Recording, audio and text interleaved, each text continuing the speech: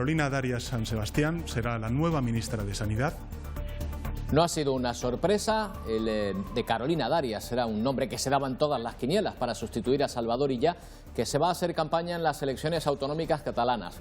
Junto a ella mañana tomará posesión de la cartera de ministro Miquel Iceta, que se ocupará de política territorial y función pública, el puesto que deja vacante la ministra canaria.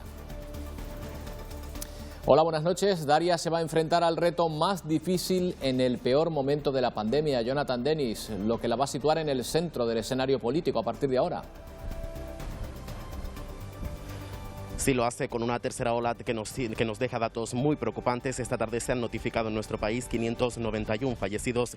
Es el peor dato desde la primera ola y la incidencia roza ya los 900 casos por cada 100.000 habitantes. Con esta situación, mañana a las 8 de la mañana, hora canaria, Carolina Darias tomará posesión de su cargo en el Palacio de la Zarzuela ante el rey. Luego se producirá el tradicional traspaso de la cartera en los ministerios. El hasta hoy ministro de Sanidad acudía a su última reunión del Consejo de Ministros, un consejo que aprobaba, entre otras cuestiones, la prórroga de los ERTE y la prestación por cese de actividad para los autónomos hasta el 31 de mayo. Medidas que van a tener un coste aproximado de 7.000 millones de euros. Hoy los contagios notificados en Canarias se sitúan de nuevo por encima de los 200 y hay que lamentar un nuevo fallecimiento por COVID. Buenas noches. Gran Canaria sigue siendo la isla con mayor número de casos. Óscar Herrera, ¿qué datos tenemos? Gran Canaria suma 109 positivos en las últimas 24 horas. Con todo, el comité científico que asesora al gobierno entiende que la isla ha conseguido estabilizar la curva. En cualquier caso, no recomienda levantar las restricciones, sino mantener el nivel 3 de alerta al menos una semana más. La tendencia sería a pasar a nivel 2, pero a lo mejor no inmediatamente, sino dentro de una semana. Y se confirma que la variante británica ya está en las islas. La Consejería de Sanidad ha detectado 49 muestras de esta cepa del coronavirus. Carlos Bilbao. Así es, por primera vez se confirma la presencia de una variante del coronavirus en Canarias, de la cepa británica B117. Son 49 muestras de los 7.239 casos positivos dados durante el mes de estudio entre el 18 de diciembre y el 18 de enero. No se encontraron, sin embargo, presencia de la cepa brasileña ni sudafricana. Y en La Palma, los padres de una niña de 2 años han sido detenidos tras un accidente de tráfico. La pequeña viajaba sin la protección obligatoria, lo que provocó importantes lesiones a la menor, que tuvo que ser intervenida quirúrgicamente. A sus padres se les acusa de un delito de lesiones por imprudencia grave.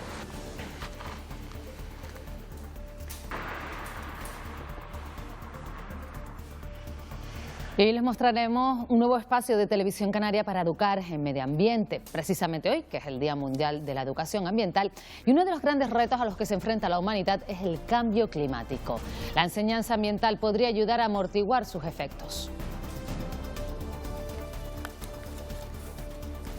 Y una propuesta carnavalera, pero a modo testimonial, sin celebraciones. ¿Por qué no reivindicar la fiesta que este año no vamos a poder disfrutar? Esa es la propuesta que inició el periodista Jaime Pérez Llombet en un artículo y que se extiende por las redes.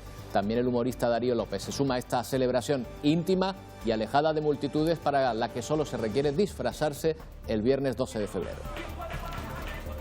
Capaz sería lo que trabajo en la calle y que la gente se me pare con eso, pues no lo sé, pero por mí, guay.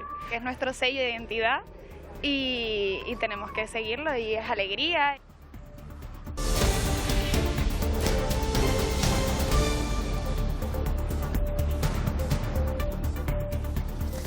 La canaria Carolina Darias recibe la papa caliente, permítanme la expresión, del Ministerio de Sanidad, en el peor momento de esta tercera ola de la pandemia. Pedro Sánchez confirmaba esta tarde lo que era un secreto a voces. Carolina Darias San Sebastián será la nueva ministra de Sanidad. Está compartida, como saben, con Salvador Illa el día a día de la gestión de la pandemia, en primera línea del equipo frente al virus, presente tanto en el Consejo Interterritorial del Sistema Nacional de Salud, como también en las comisiones internas que desde el Gobierno de España hemos tenido y hemos venido celebrando durante estos largos meses de pandemia. Sin duda una enorme responsabilidad que comienza la nueva ministra de Sanidad a partir de mañana cuando jure o prometa su cargo. A través de Twitter ha agradecido a Pedro Sánchez la confianza puesta en ella, al tiempo que ha reconocido la labor del ministro saliente, Salvador Illa. Es obvio que a Darias le espera un enorme trabajo por delante en el ministerio clave para coordinar la lucha contra la pandemia en nuestro país. Por lo pronto, Jonathan Dini se encuentra con la cifra de muertos más alta de la llamada tercera ola. Sí, los datos notificados hoy son muy preocupantes. Se han registrado 36.435 nuevos contagios y 591 fallecidos en apenas 24 horas, la cifra de defunciones más altas desde la primera ola. También se enfrenta Carolina Darias a una cepa británica que hoy Sanidad ha reconocido está creciendo muy rápidamente y puede elevar las hospitalizaciones y las muertes, y a este proceso de vacunación que se sigue retrasando por los retrasos por parte de las farmacéuticas en las entregas. Para poder hacer frente a todo esto lo antes posible, mañana a las 8 de la mañana Carolina Darias va a tomar posesión de su cargo en el Palacio de la Zarzuela ante el Rey. Luego se producirá el tradicional traspaso de las carteras, primero de Darias a Illa como nuevo ministro de Política Territorial y Función Pública, después de Illa a Darias como nueva ministra de Sanidad. Nacida en 1965 en Las Palmas de Gran Canaria, Carolina Darias es licenciada en Derecho por la Universidad de La Laguna y funcionaria de carrera de la Administración Canaria. Sus primeros pasos en política los dio en 1999, cuando toma posesión como concejala de su ciudad natal. Entre 2004 y 2007 se convierte en subdelegada del Gobierno en la provincia de Las Palmas. Quiero darte las gracias por haber pensado en mí. Tras un breve paréntesis de un año como diputada en el Parlamento, en 2008 accede al cargo de delegada del Gobierno en las islas. En 2011 es la candidata socialista a la presidencia del Cabildo de Gran Canaria y durante 4 años es consejera y portavoz de su partido en esa institución. Fue en 2015 cuando hace historia. Queda elegida presidenta del Parlamento de Canarias para la 9ª legislatura, doña Carolina Darias San Sebastián, al convertirse en la primera mujer presidenta del Parlamento Regional. Con la llegada del PSOE al gobierno autonómico en 2019, Darias pasa a ocupar la Consejería de Economía, Conocimiento y Empleo. Desde enero de 2020, tras la investidura de Pedro Sánchez, ha estado al frente del Ministerio de Política Territorial y Función Pública. Sobre esta designación se ha pronunciado también Ángel Víctor Torres, presidente de Canarias, que reconoce estar contento por el nombramiento de Darias, a la que ya ha dado la enhorabuena por su nuevo cargo. Torres valora también el trabajo realizado por Salvador Illa. Le he dado la enhorabuena, le he dado las felicidades, le he deseado suerte, ¿no? Porque va a ser un gran trabajo, como ha hecho en política territorial y función pública, en un campo como la sanidad, que hoy prácticamente lo es casi todo, ¿no? Agradecer también a Pedro Sánchez la apuesta por una ministra canaria para esa área. El propio ministro saliente, Salvador Illa, ha sido uno de los primeros también en felicitar a Carolina Darias en un cruce de felicitaciones a través de Twitter. En este tuit que ha augurado que bajo su ministerio alcanzaremos el final de la pandemia. Aquí en Canarias, el vicepresidente regional, Román Rodríguez, líder de Nueva Canarias, ha destacado la capacidad de diálogo y la búsqueda de consenso de la nueva ministra de Sanidad y ha añadido que juntos lo conseguiremos en referencia a la gestión de la crisis sanitaria. Por su parte, Coalición Canaria ha lamentado en un comunicado el paso de Darias por el ministerio que deja, el de Política Territorial, y lo califica como una oportunidad perdida para Canarias. Mientras, el delegado del Gobierno en las islas considera que es una buena noticia para Canarias y un reto para ella en estos momentos de pandemia. Un momento de encrucijada, de dificultad importante en ese ministerio, con una pandemia en la que hay que hacer una labor de coordinación muy importante con las autonomías, que son las que llevan en general la competencia de sanidad, y bueno, muy satisfechos, de verdad. La verdad que orgullosos de esa trayectoria política que lleva Carolina y que la ha hecho ser en este caso nombrada ministra de Sanidad, ¿no?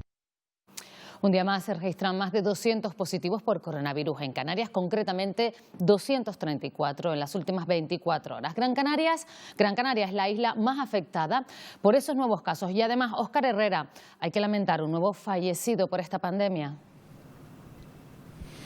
Sí, se trata de un hombre de 92 años que estaba hospitalizado en Tenerife y que se convierte en la víctima mortal número 511 desde que estallara esta pandemia en el archipiélago. En las últimas 24 horas se han registrado 234 nuevos positivos en el archipiélago, de ellos 109 en la isla de Gran Canaria, 68 en Tenerife, 50 en Lanzarote. La pandemia avanza pero muy poco en Fuerteventura y El Hierro y se mantiene estable en La Palma y en La Gomera. Tal es así que ahora mismo en La Gomera solo hay una persona que está con el coronavirus activo y en La Palma solo 2. La incidencia acumulada a 14 días, ese parámetro que está utilizando Europa para exigir restricciones en esas zonas con esos niveles tan elevados. Ahora mismo en España está a 884 casos por 100.000 habitantes en esas 2 semanas, muy por encima de la media de Canarias con esos 188 casos. Sorprende para bien cómo Tenerife en las últimas semanas ha conseguido doblegar esa curva, ahora mismo está en 89 casos a 14 días y por el contra la cara B es Lanzarote con esos 768 casos por 100.000 habitantes a 2 semanas, acercándose incluso a la media de España. En cualquier caso, según el comité de expertos, en algunas islas como en Gran Canaria se ha conseguido estabilizar la curva. Dicen, en todo caso, que no es necesario ahora mismo levantar las restricciones, sino mantener ese nivel 3 de alerta al menos una semana. La situación está controlada, es decir, no hay aumentos, hay una estabilización con una tendencia moderada a la baja. Por la tendencia que se está viendo, no parece que vaya a haber muchos cambios en lo que son las fases, no parece. La tendencia sería a pasar a nivel 2, pero a lo mejor no inmediatamente, sino dentro de una semana. Y recordemos que Lanzarote es la única isla del archipiélago que se encuentra a nivel 4 por el alto número de contagios. José María de País, ya se conocen las cifras de hoy. ¿Qué aportan los nuevos datos?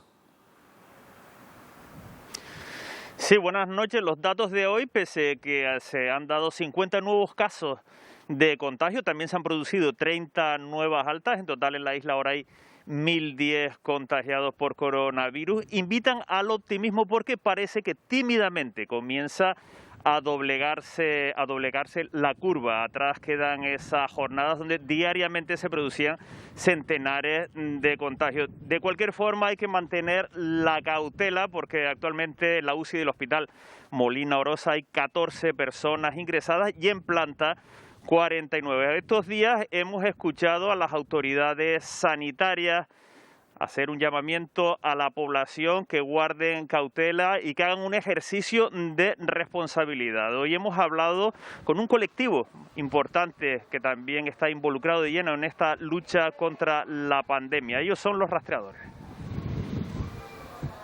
25 sanitarios y 9 militares forman el equipo de rastreadores en Lanzarote, que en algunos casos realizan jornadas de hasta 12 horas. Pese al gran volumen de trabajo al que se enfrentan diariamente, la situación está controlada. La avalancha de casos es importantísima y el agotamiento está ahí, pero para nada estamos desbordados. Asegura Baltasar que la media de contactos estrechos que tiene un contagiado en Lanzarote es de entre 10 y 15 personas y que, lamentablemente, en la isla hay quien no está cumpliendo los protocolos.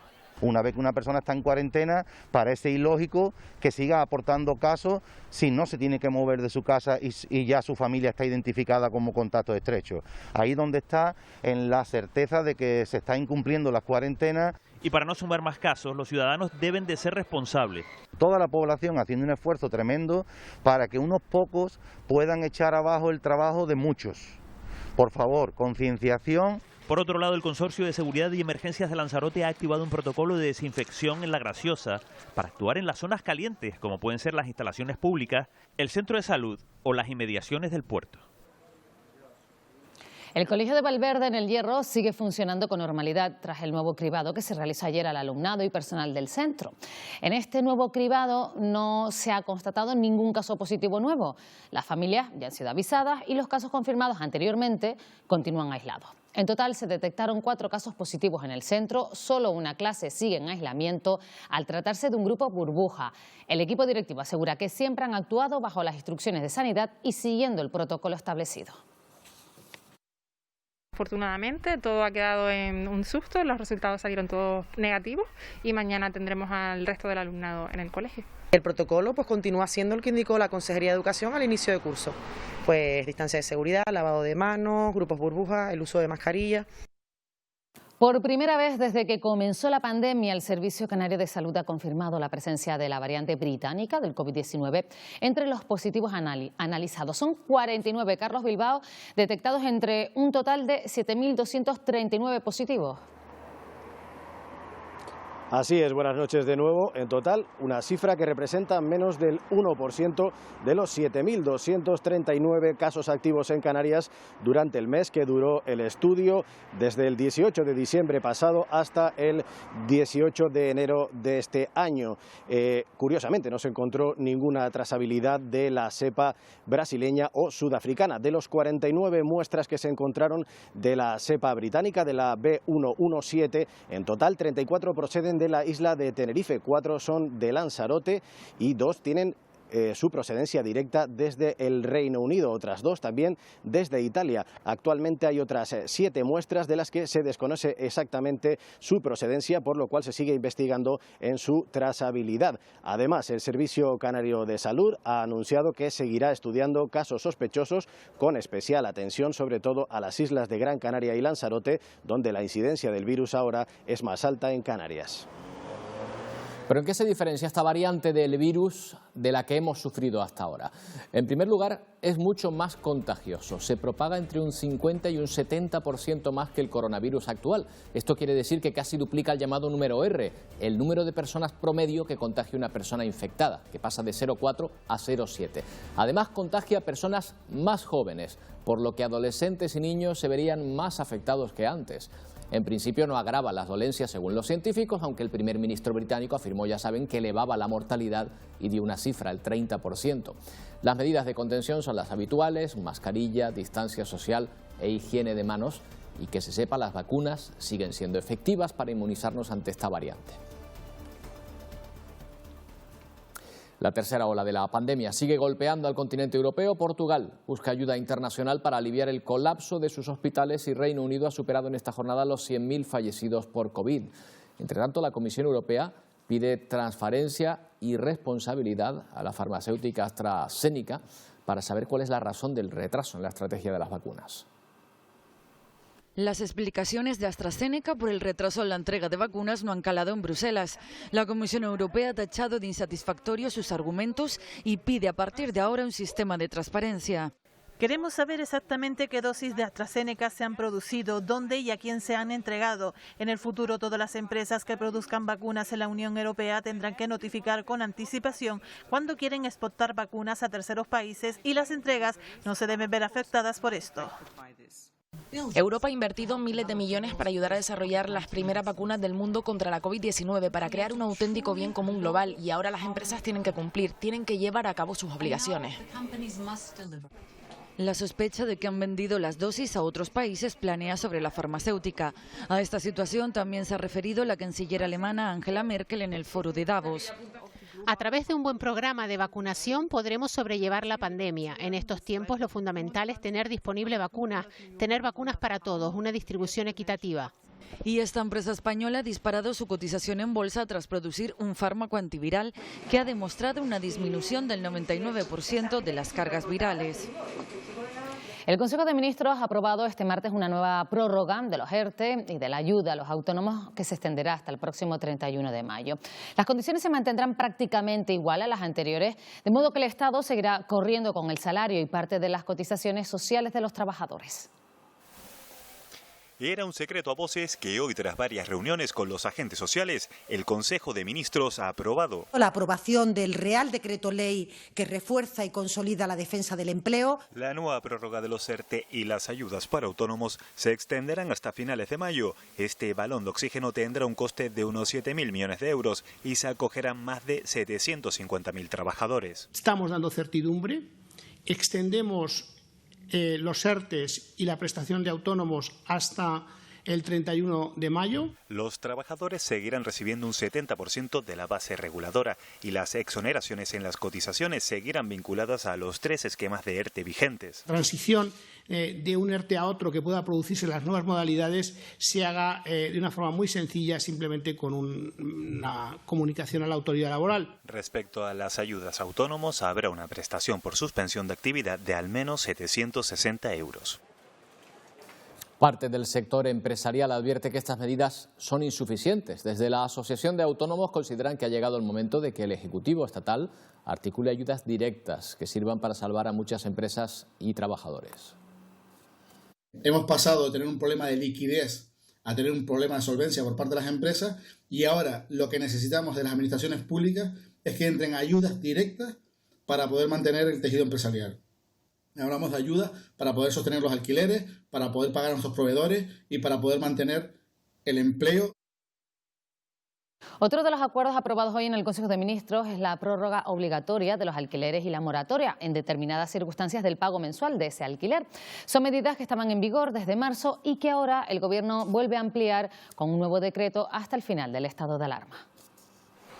Todos los contratos de alquiler que expiren antes del 9 de mayo, si el inquilino lo solicita, se prorrogarán forzosamente durante 6 meses. Pero hay más, los inquilinos con bajos ingresos que vivan en pisos de grandes tenedores, es decir, con más de 10 inmuebles en propiedad, pueden solicitar un alivio en el pago mensual. El casero está obligado a aceptarlo, bien rebajando la cuota al 50% o aplazando ese pago que luego se cobrará sin intereses. Sigue en funcionamiento su contrato de alquiler, sus vigencias y demás, pero en un anexo se deja por escrito el acuerdo que llegan ambas partes. En muchos casos las inmobiliarias son las que se encargan de mediar entre casero e inquilino para formalizar ese acuerdo. Por ejemplo, se hace la reducción al 50% por 2 meses o por 3 meses o hasta que culmine el estado de alarma, por ejemplo.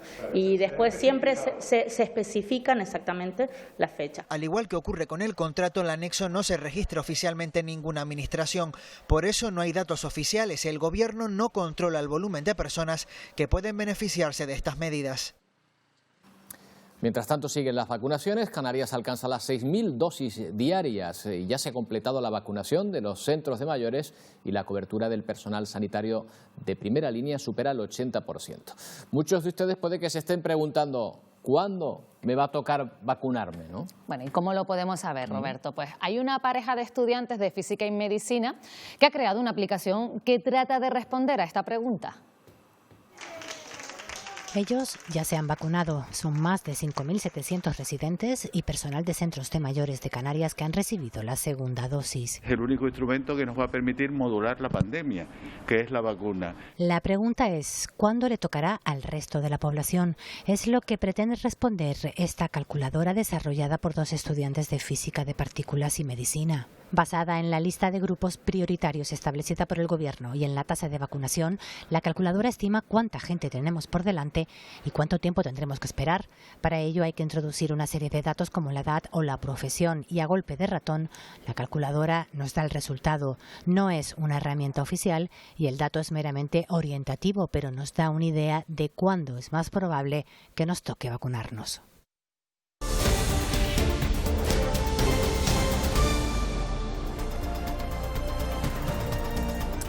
En La Palma, la Guardia Civil de Tráfico ha detenido a los padres de una niña de 2 años que sufrió lesiones graves tras un accidente de tráfico donde la menor no llevaba puesto el sistema de seguridad obligatorio.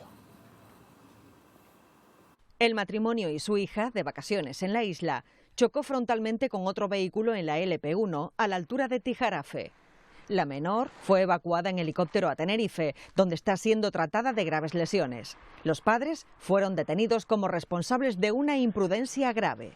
En la inspección ocular del vehículo lo que pudieron detectar es que el sistema de retención infantil sí iba instalado pero no había sido usado y entonces estaba sí desplegado el cinturón de seguridad y probablemente la niña iba sentada entre el cinturón de seguridad y la madre. El uso de sistemas de retención infantil reduce en un 75% las muertes y en un 90% las lesiones en caso de accidente. El precio de estos dispositivos oscila entre los 75 y los 500 euros. Hay varios sistemas de retención infantil, desde que nace hasta 36 kilos. Hay desde instalación con un sistema de cinturón del coche hasta el sistema ISOFIX, que son unos enganches de hierro que la silla va instalada directamente a ese sistema que trae el coche. Hay mucha gente que no está concienciada y cree que esto es un quitamultas, y no es así. Hay que recordar que este tipo de dispositivos no es un elemento recomendable, sino obligatorio. Y también en la carretera uno de los colectivos más vulnerables son los ciclistas. Muchos de ellos se enfrentan a diario a las imprudencias que cometemos al volante y por eso la Dirección General de Tráfico ha anunciado un cambio en la normativa para poder adelantarlos. Tendremos que dejar como mínimo 1,5 metros de distancia y debemos reducir la velocidad durante la maniobra. Sin apenas dejar distancia y a alta velocidad. Solo en 2020 fallecieron 36 ciclistas en la carretera, pero los que practican este deporte, como Pedro, han llegado a temer por su vida. Bajando la carretera del Bailadero, en el kilómetro 7, al salir de una curva cerrada, de pronto me encontré un coche que quiso tomar la curva abierto. Tuve que soltar el freno, volver a frenar, volví a derrapar, casi me como el guardarraíl. Por eso muchos ciclistas graban los recorridos. Son cámaras de seguridad. Ellas graban clips cada 5 minutos. Es una prueba que generalmente es irrefutable, ¿no? Esta situación ha provocado que la Dirección General de Tráfico modifique la normativa. Como mínimo 1,5 metros de distancia entre el ciclista y el vehículo. Se deberá reducir en 20 kilómetros por hora la velocidad respecto al límite de la vía y esperar a que no venga ningún vehículo en sentido contrario. Sí, son medidas que todavía hacen más segura la circulación con bicicleta, maravilloso. Sí que se acercan más de la cuenta e incluso pues hay algún problema porque claro es peligroso, ¿no? Sobre todo en carreteras. Aunque la reforma se encuentra en fase de tramitación parlamentaria, su incumplimiento estará penalizado con la pérdida de 3 puntos en el permiso de conducir y con una sanción económica de hasta 200 euros.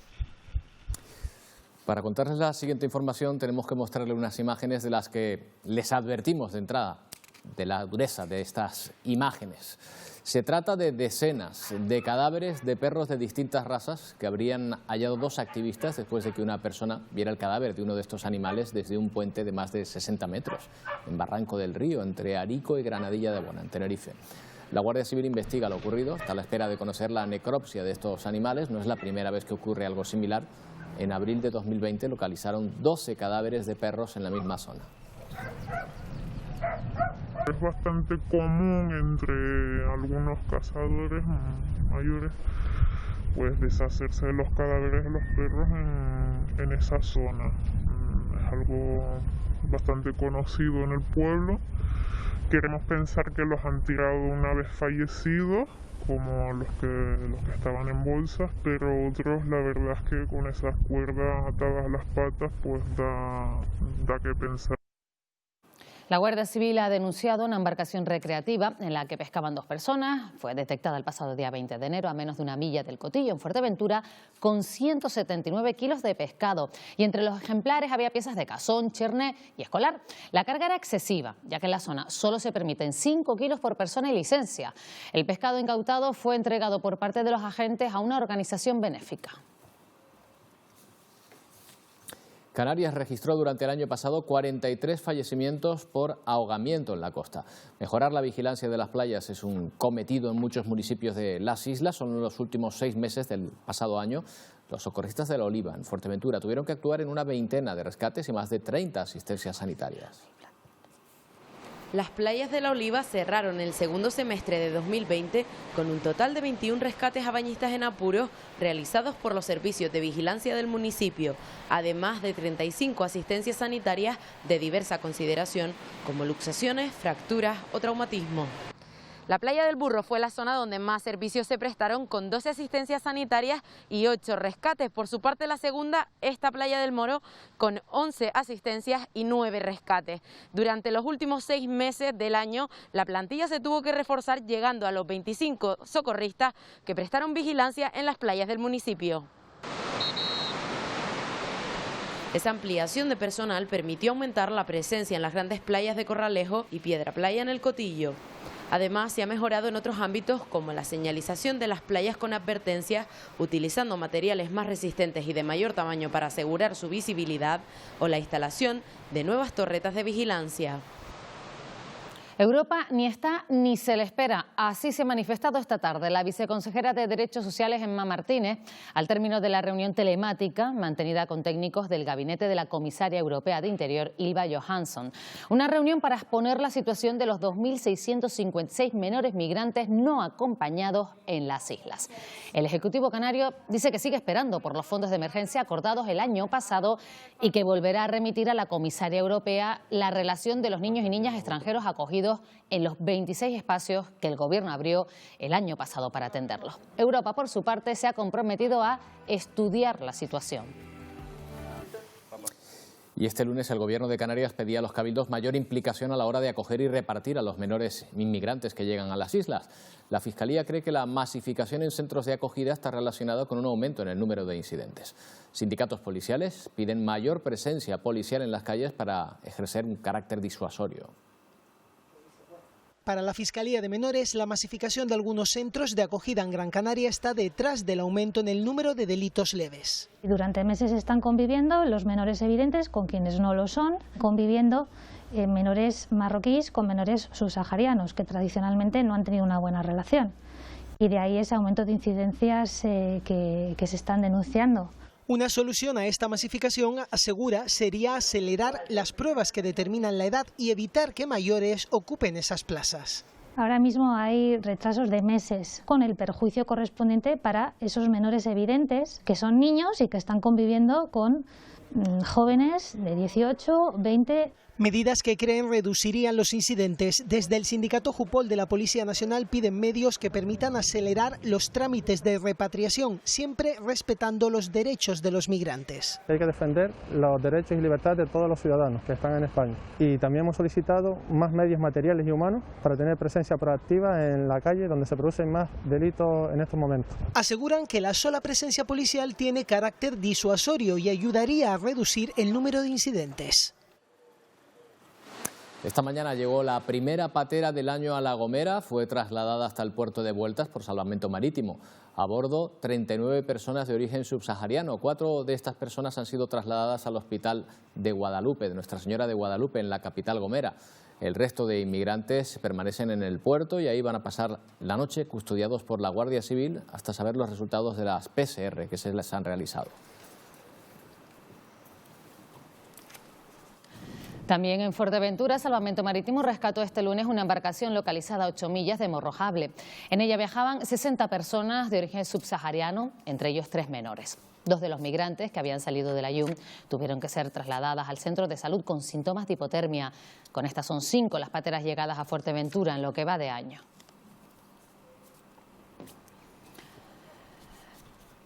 En medio de la situación derivada de la pandemia, preocupa también la flota pesquera del atún rojo de las islas, que atraviesa un momento delicado.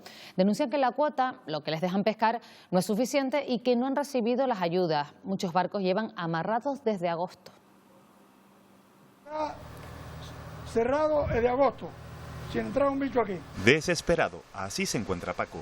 Lleva más de 60 años en la mar y afirma que el sector de la pesca artesanal está condenado. Una ruina, una ruina, una ruina, una ruina. Como muchos otros, su barco lleva amarrado un puerto desde agosto. A pocos días para que arranque la temporada, reivindica más cuotas para el atún y ayudas que sostengan al sector. Las flotas pesqueras artesanales de aquí de Canarias, pues lo han bajado el tonelaje.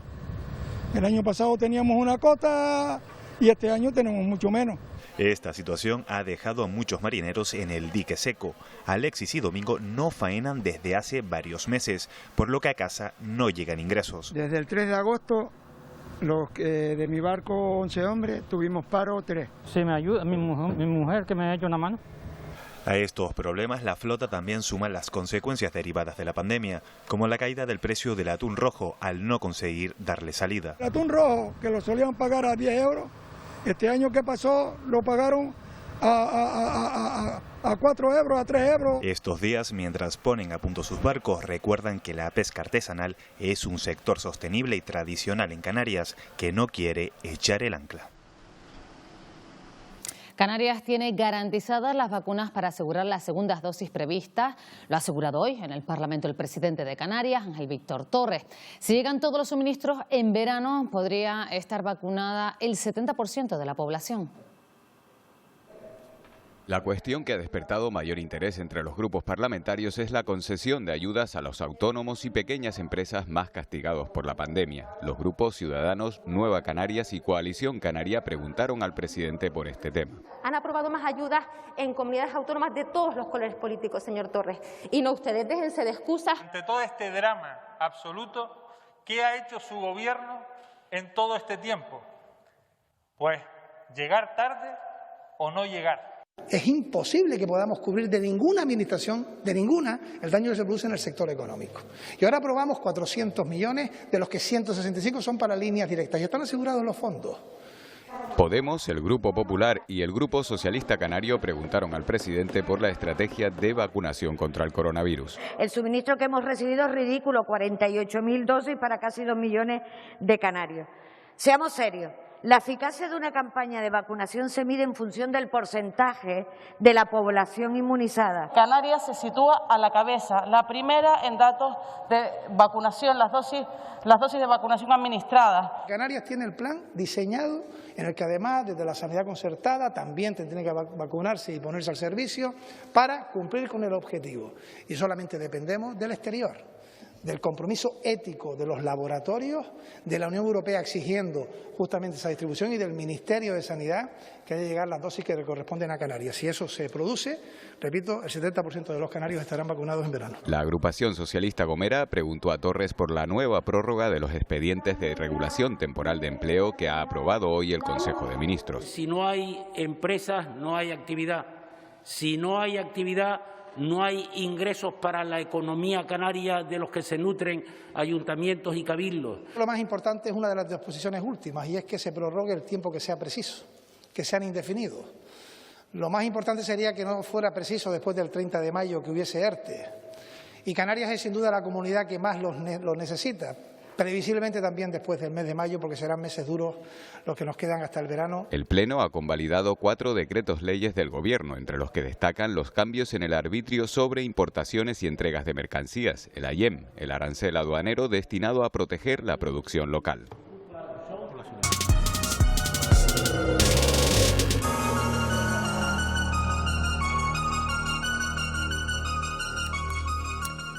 Con motivo del Día Mundial de la Educación Ambiental, que se celebra hoy, durante una semana le vamos a dedicar un espacio a la educación en medio ambiente. Sí, y uno de los grandes retos a los que se enfrenta la humanidad es el cambio climático.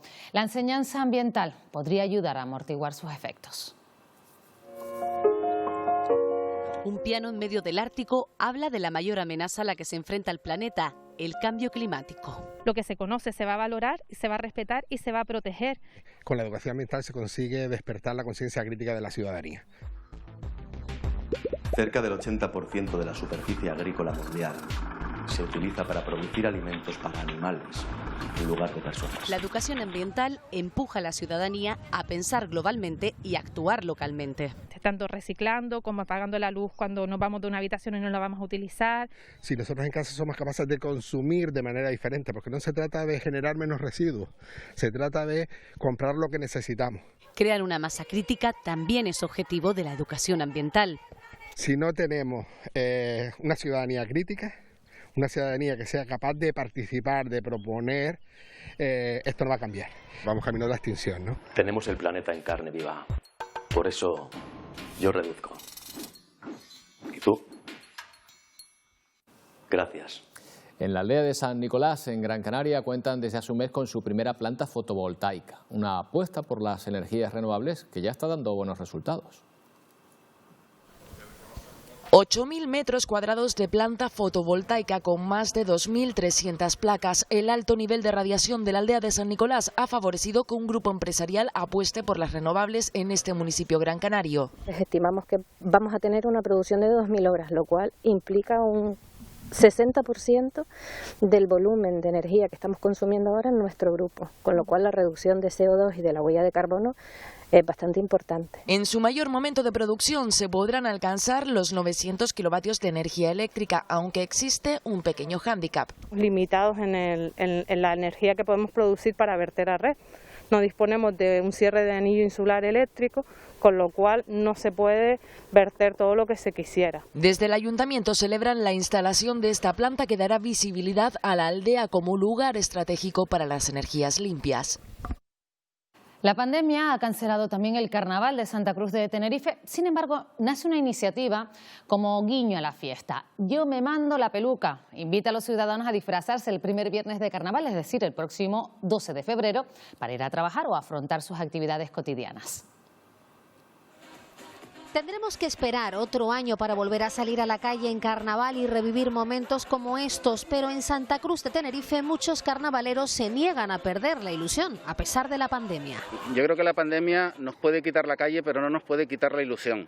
En consecuencia, tenemos un reto precioso, que es convertir un día especial, como puede ser el Día de la Cabalgata, en algo diferente y hacerlo con toda la responsabilidad del mundo. Cumpliendo las restricciones, pero haciendo un guiño a la fiesta chicharrera, nace esta iniciativa de la mano del periodista Jaime Pérez Llombet, a la cual no han dudado en sumarse otros conocidos carnavaleros. Este año, el viernes de carnaval, yo me mando la peluca. Yo me mando la peluca sirve para estar desde casa, desde el balcón, la azotea, pues ir a buscar a los chicos al colegio de esa manera, ir al supermercado de esa manera, ir al trabajo de esa manera. No es el salir a la calle como salimos cuando hay carnaval realmente, sino es que nos sirva para válvula de escape. El carnaval es acercamiento, nos toca vivirlo con distanciamiento, pero sin duda hay una oportunidad disfrazado de disfrutar con máxima responsabilidad y máxima seguridad de nuestro carnaval, permitiéndonos ser y hacer promoción a nivel nacional e internacional.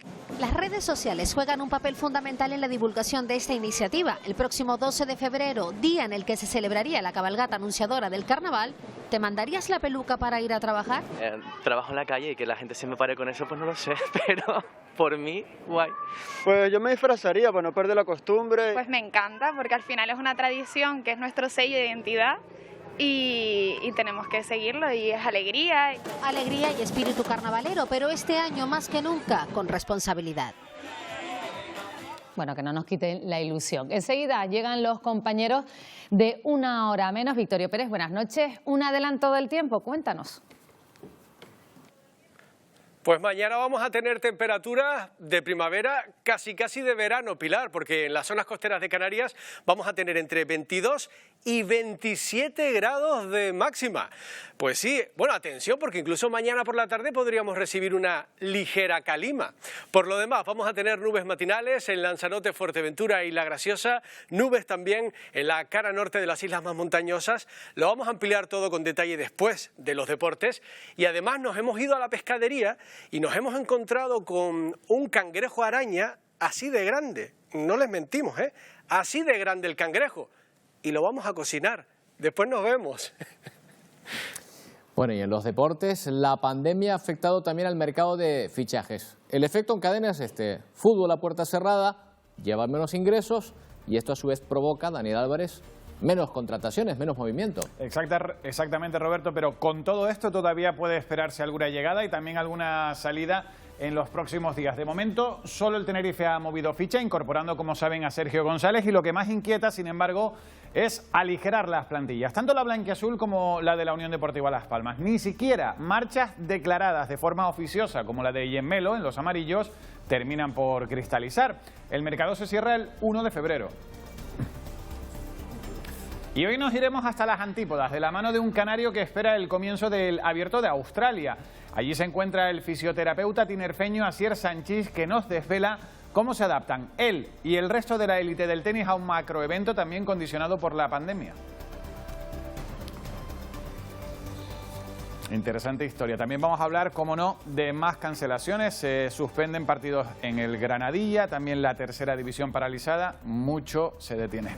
Bueno, vamos a ver. Todavía iremos arrancando poco a poco. Por pasar poco a poco. Gracias, Daniel. Hasta ahora. Bueno, aquí lo dejamos, ya saben, enseguida los deportes, y también pueden seguir informados en nuestra página web y redes sociales. Gracias por acompañarnos. Que pasen una buena noche. Adiós.